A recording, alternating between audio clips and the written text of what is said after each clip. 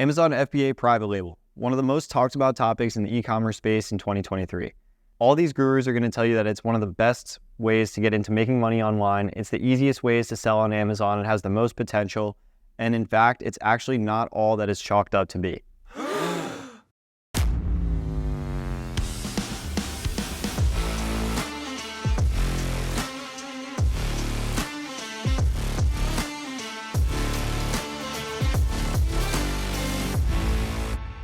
So what Amazon FBA private label is instead of actually finding products that are already selling on Amazon and just listing the same product yourself, you're basically finding products that you think there's a lot of demand for, but not that much supply, and essentially building your own brand based off of a product that you think that you can sell.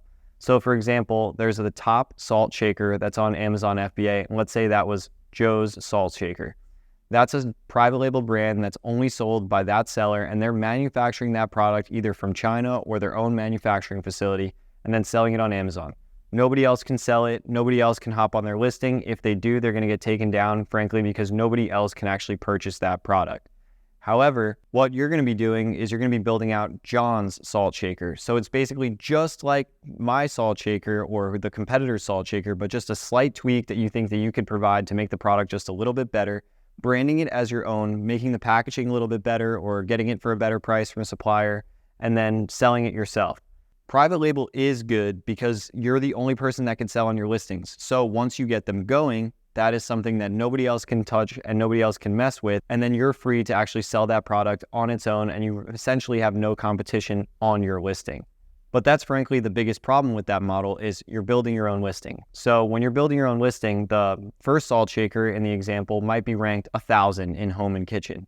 When you list your own salt shaker, you're ranked X amount of million in the salt shaker category or in the health and household category, whatever that salt shaker is categorized in. Now it's your job to actually bring all the views to your specific listing, whether that be through PPC or Amazon influencer marketing or outsider marketing, and then have those products bought, get reviews on your page, get people going. But the thing is, the biggest risk in this business is in order to get there and actually start generating some sales, you've been going through months of product research, then you ordered samples from a supplier from China, then you tweaked the sample and had to order thousands of these salt shakers just to get a competitive price. And before you even sold a single item, you're already thousands of dollars and months of time into product, and then you have one product. So that whole go wide and not deep thing that I talk about so much does not exist with private label because you have to purchase a lot of a single SKU, and you have to purchase a lot of that single SKU before you even get the product on Amazon's platform. It's almost like working backwards, especially as a new seller. It's not worth it. My experience with private label actually isn't the worst. I've sold for private label for roughly a year, and I worked under a different brand, so the manufacturing was already taken care of, and I was just in charge of bringing sales traffic to the listing. It was already created. There was like 50 or so reviews on a variation listing, and I was able to bring the sales from $5,000 to $20,000 per month. And the venture eventually died off because the price went up from the manufacturer and we couldn't compete on Amazon with the bigger fish. But that's the thing here is another hole with this model is that you're constantly going to have to look for different manufacturers to keep your product in stock, because if a price goes up and the Amazon competitive price goes down, there goes your margin. Same thing with if your PPC budget goes up and you have a less conversion rate, there goes all your margin. And there's a bunch of risks that go into this business, which is why it's not the easiest. And if you're a new seller that's looking to get into Amazon, this is the last thing that you should be looking into, because there's so many different variables that cost you money and cost you time before you can actually get product on the site to start making money.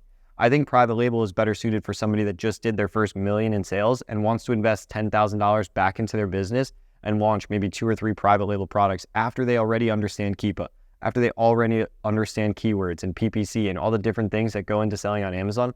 That's when you're going to want to make this pivot, because there is a lot of benefit to doing private label. And I've even seen some of that benefit myself, and we do have plans to get back into it. It's just not the best thing to do right now.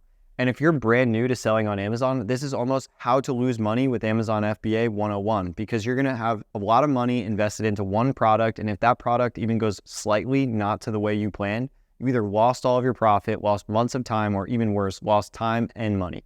You can even get the money back by selling off the inventory somewhere, but you can't get back that time. And if you fail on one product, you're most likely not going to want to invest another $5,000, $10,000 into another product.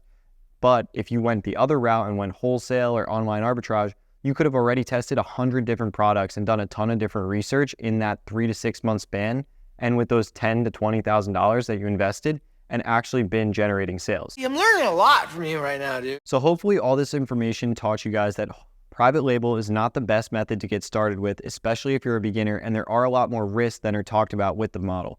There is a lot more upside that goes into that model, but I think it's something that's best suited for Amazon FBA sellers that already know what they're doing and have generated some sales and understand the marketplace a little bit more compared to the rest of you that are just starting out. If you want more information about Amazon FBA, feel free to click the link below to schedule a call or join into our free B House Discord server. That's it for this video, and thank you for your business.